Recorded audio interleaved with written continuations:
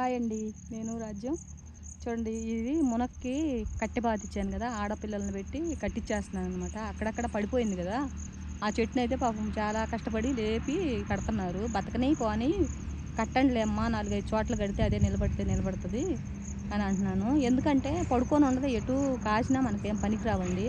పోనీ ఒకవేళ చచ్చిపోయింది అనుకో, పక్కదానికి గాలి ఆడుతుంది, మనకి అడ్డం లేకుండా ఉంటుందిలే అనేసి లేపి అయితే కట్టిస్తున్నాను అనమాట. ఏమో ఒక్కోసారి బతకొచ్చు కూడా, కానీ దానికి కొంచెము చాలా కష్టమైపోయిద్ది అన్నట్టు అనమాట. అట్లా అయినందుకే నేను చాలా వరకు యూట్యూబ్లో చూసి ఏం చెప్తున్నారంటే, ప్రతి ఒక్కరు కూడా మంచి గాలి వాన వస్తే పడిపోద్ది, దాంతోనే నష్టపోతాము అని అంటున్నారనమాట. అందుకని నేను ఇట్లా కట్టిస్తున్నాను అన్నట్టు అనమాట. ఏమో కొంతవరకైనా ఉంటుంది కదా ఆపు అనేది అని నా ఉద్దేశం. అయితే అంతా పోతుందన్నమాట, అక్కడక్కడ సెట్టింగ్ అయ్యింది. నేను చూసిన దాన్ని బట్టి కొంచెం చిన్న చెట్టే బాగా సెట్టింగ్ అయ్యింది. ఇదంతా పూత మీద ఉందన్నమాట. పురుగు మందులు కానీ అట్లాంటివి ఏం కొట్టలేదు. ఏ స్ప్రేయింగ్లు అయితే చాలా వరకు లేవన్నట్టు అనమాట. అంటే దీనికి ఎంత ఖర్చు అయ్యింది అని అడిగారు కదా. దీనికి నేను పెడతానికి 12 లక్షల వరకు పెట్టాను. 12 లక్షలు మొత్తము దీనికే పెట్టలేదు అన్నట్టు అనమాట. కింద డ్రిప్ అని వీటిలన్నిటికి అయ్యిందనమాట. అంటే ఎరువు, దెబ్బ ఎరువు అనేది చాలా ఎక్కువ తోలేను అనమాట. 120 ట్రిప్పులు తోలేను. 120 ట్రిప్పులు అంటేనండి, ఒక్కొక్క ట్రిప్పే 6,000 తీసుకుంటారు. 6,000 తీసుకుంటారంటే అది మళ్ళీ పోయటానికి మళ్ళీ మనకు ఒకటి ఖర్చు అనమాట. చూడండి, అదే అవుతుంది కదా. 120 ట్రిప్పులు అంటే 7 లక్షల పైన అదే అవుతుంది అన్నట్టు అనమాట. వచ్చేసి మళ్ళీ పోయటానికి ఖర్చు, విత్తనం ఖర్చు, ఇవన్నీ అనమాట మనకు వచ్చింది. మొత్తం 12 లక్షల వరకు వచ్చిందనమాట. ఇది దాదాపు 17 ఎకరాల తోట ఉంది. వచ్చేసి నేను 2 రౌండ్లుగా పెట్టాను అనమాట. ఈ టైంలో ఒకటి పెట్టాను 17 ఎకరాలు అనేది, ఇంకొక 20 ఎకరాలు మళ్ళీ ఒక నెల ఆగి అన్నట్టు పెట్టాను. దాన్ని చూపించలేదు ఇంకా. దీంట్లో అయితే ఇప్పుడు మనకు అయ్యే ఖర్చు, బుడ్డి ఖర్చులు అనేవి చాలా వరకు సరిపోతున్నాయి అన్నట్టు అనమాట. దీంట్లో వచ్చేవి నాకు స్టార్ట్ అయిందనమాట. 5 నెలల నుంచే ఎంతో కొంత అనేది రావటం స్టార్ట్ అయ్యింది. ఆ వచ్చే ఏంటంటే దీంట్లో కలుపులని అవి వస్తుంటాయి కదా, వాటి కోసమని నేను సరిపెడుతున్నాను అన్నట్టు అనమాట. కోత కూలైతే చాలా తక్కువే అవుతుంది, చాలా ఈజీగా కోసేసుకుంటున్నారు అనమాట. గడ్డి కొయ్యండి, చెట్టు కాడ తీయండి, గడ్డి కొయ్యండి, మంచి మంచిదంతా కొవ్వేయండి, మన బర్రెలకు వేసుకోవచ్చు. లేదు, అంతా తీయండి, సాల్లో అంతా తీయండి. ఈ దారుల్లో అక్కర్లేదు, ట్రాక్టర్ దున్నిద్ది. ఈ దారుల్లో అక్కర్లేదులే. దీనికి ఉన్న మంచి విషయం ఏంటది, దీంట్లో టవర్ ఉంది. కోతులు చూడండి బోల్డ్ అని వచ్చేసినాయి అనమాట, కీసుమని పోతున్నాయి. కోతులు ఇరగదీసేస్తున్నాయి, కాకపోతే కాయలు తినవన్నట్టు అనమాట. ఏమన్నా చెట్లు అప్పుడే డ్యామేజ్ చేసేస్తున్నాయి తప్పితే. దాని కింద అయితే ఎప్పుడూ కూడా ఆకే ఉంటుంది. ఎవరన్నా అమ్ముకునే వాళ్ళు అయితే ఆ ఆకును కూడా అమ్మేసుకోవచ్చు అన్నట్టు అనమాట. నేనైతే అడగలేదు, అంటే కొనుక్కునే వాళ్ళని నేను అడగలేదన్నమాట, ఎంత కొంటారు ఏంటి అనేది. అదేం పెద్ద రేటు ఉండదు మామూలుగా ఇక్కడ. ఏమో మనం ఎత్తుకెళ్ళి ఆ కూలి రాదేమో అన్నట్టుగా నేను అడగలేదు అన్నట్టు అనమాట. అయితే ఎంత అయింది, ఎంత నష్టం వచ్చింది, ఎంత లాభం వచ్చింది అని అడుగుతూ ఉంటారు. వ్యవసాయంలో లాభం నష్టం అనేది చాలా సహజం అనమాట. కాకపోతే మనం యూట్యూబ్ చూసి అదంతా నిజాలే అనుకుని మాత్రం ఎప్పుడు పెట్టకూడదు. మనం ఎప్పుడు రియాలిటీలో ఉండాలన్నమాట. ఆ రైతులు ఏం చెప్తున్నారు అనేది పక్కన పెడితే, కొంతమంది విత్తనం అమ్ముకోవడానికి అబద్ధాలు చెప్పేవాళ్ళు కొంతమంది ఉంటారు. రైతులంటే వాళ్ళు ఇంకా అబద్ధాలే చెప్పరు అనేకేం లేదు, చెప్తారు కూడా.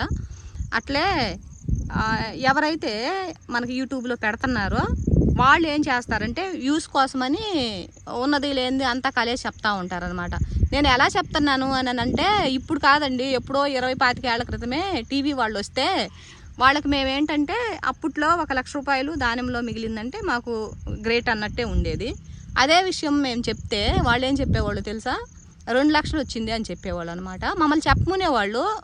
ఎలాగండి అని మనం మామూలుగా లేదు మేము చెప్పము అని అంటే, వాళ్ళు ఏం చేసేవాళ్ళు అంటే మన మాటలు తీసి పడేసి వాళ్ళే చెప్పేవాళ్ళు అన్నట్టు అనమాట. వాళ్ళు చెప్పేవాళ్ళు ఈ రైతుకి 2 లక్షలు వచ్చేసింది అని. మనకు వచ్చింది నిజానికి 1 లక్షే. ఇలాగ ఉంటుంది అనమాట. 10 లక్షలు వచ్చేస్తున్నాయి, 20 లక్షలు వచ్చేస్తున్నాయి, ఇదంతా చెప్తా ఉంటారు కదా. ఒక దానిమ్మనే చూసుకోండి, దానిమ్మ దాదాపు 30 ఏళ్ళ నుంచి మేము చేస్తున్నాం అన్నట్టు అనమాట. దానిమ్మలో 10 లక్షలు తిన్న రైతు ఉన్నాడు. మొత్తానికి ఆర్త కర్పూరం లాగా మొత్తం ఆస్తిని అమ్ముకుని మొత్తం రోడ్డు ఎక్కిన వాళ్ళు ఉన్నారు అన్నట్టు అనమాట. ఏదైనా అంతేనమాట, లాభాలు ఉంటాయి, నష్టాలు ఉంటాయి. కానీ నష్టాలు చెప్పేవాళ్ళు చాలా తక్కువ ఉంటారు. ఉన్నది లేనిది కలేసి పొలం ఎంత వచ్చిద్ది అంత వచ్చిద్ది అని చెప్పేవాళ్ళే ఎక్కువ అన్నట్టు అనమాట. అయితే నేను దీనికోసము గడ్డి మందు అనేది కూడా ఉపయోగించట్లేదు అనమాట. కొంచెం పెరిగాక ప్రతి చేలో కూడా కోపిచ్చేసి కట్టర్లు పెట్టి కోపించినా మన బర్రెలకి వేసేస్తున్నాను. ఇలాగా మామూలు కొడవలు పెట్టి కోపించిన మన బర్రెలకి వేసేస్తున్నాను అన్నట్టు.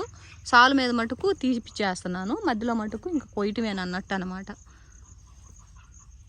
దీంట్లో అయితే మటుకు నేను చెప్తాను ఎంత వచ్చింది ఏంటి, మనకు లాభమా నష్టమా అన్నట్టు అయితే మటుకు చెప్తాను. నేను అనుకోవటం అయితే నష్టం అయితే రాదనే అనుకుంటున్నాను. ఎందుకంటే ఇంతకు ముందులో మాకు ఉన్నింది. నష్టపోయిన సందర్భాలు అయితే చాలా తక్కువ రేట్ అమ్మినప్పుడు కూడా తక్కువే. ఎందుకంటే ఇది బాగా రేటు ఉన్నప్పుడు తక్కువ కాసినా కూడా రేట్ లేనప్పుడు ఏంటంటే విచ్చలవిడిగా కాసేసిద్ది అన్నట్టు అనమాట. అది సీడ్ కొంటారు, కాయ కూడా చాలా వరకు పోద్ది అన్నట్టు. ఒకవేళ రేట్ తగ్గితే తగ్గొచ్చేమో కానీ మరీ అసలు పోవటం లేదు అన్నట్టు ఏమి ఉండదు అన్నట్టు అనమాట. అట్లే ఒక్కొక్క ఏరియాలో ఒక్కొక్కటి ఎక్కువ కొంటారు కదా, ఇది అలా కాదు, అన్ని ఏరియాల్లో కొంటారు అన్నట్టు.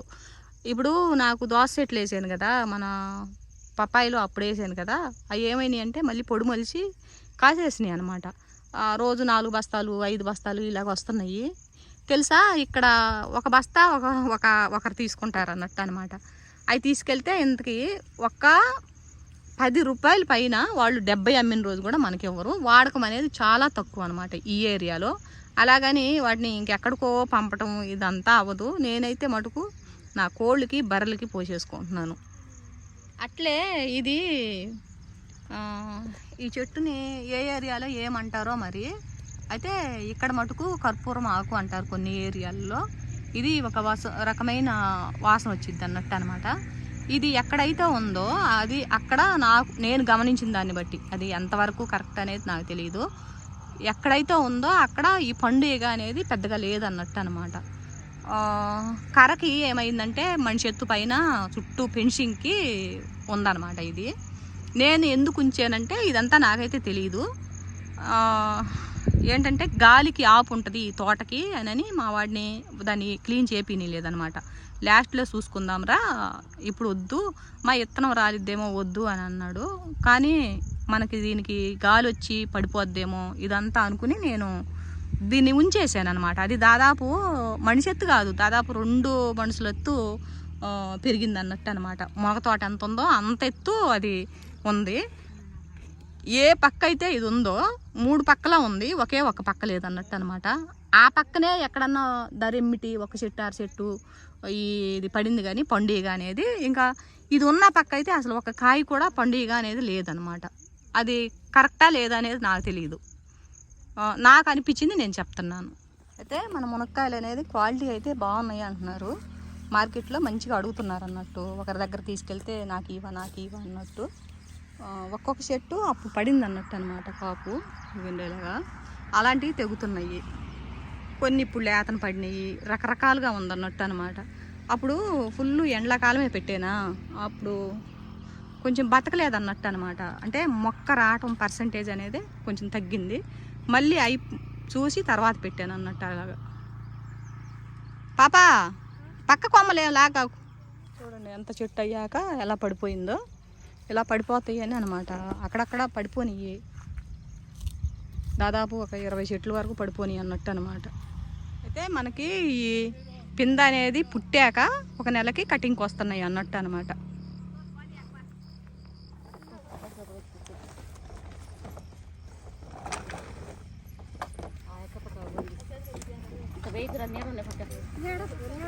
నేడకు పోయిందమ్మా.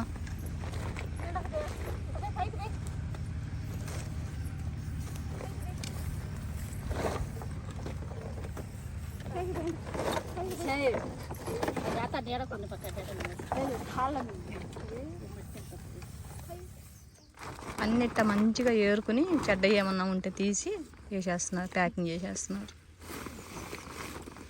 అంటే నిజానికి మొన్న మనకి పట్టకోతాలు ఉంటాయి కదా, ఇచ్చారనమాట వాళ్ళు. నెక్స్ట్ మళ్ళీ కోసినప్పుడు మాకు వాటిలో తేండి అని అవి రూమ్లో పెడితే మొత్తం సిదులు ఎక్కేసినాయి అనమాట. ఇంకా అందుకని మనం వీటిలో పంపిస్తున్నాము.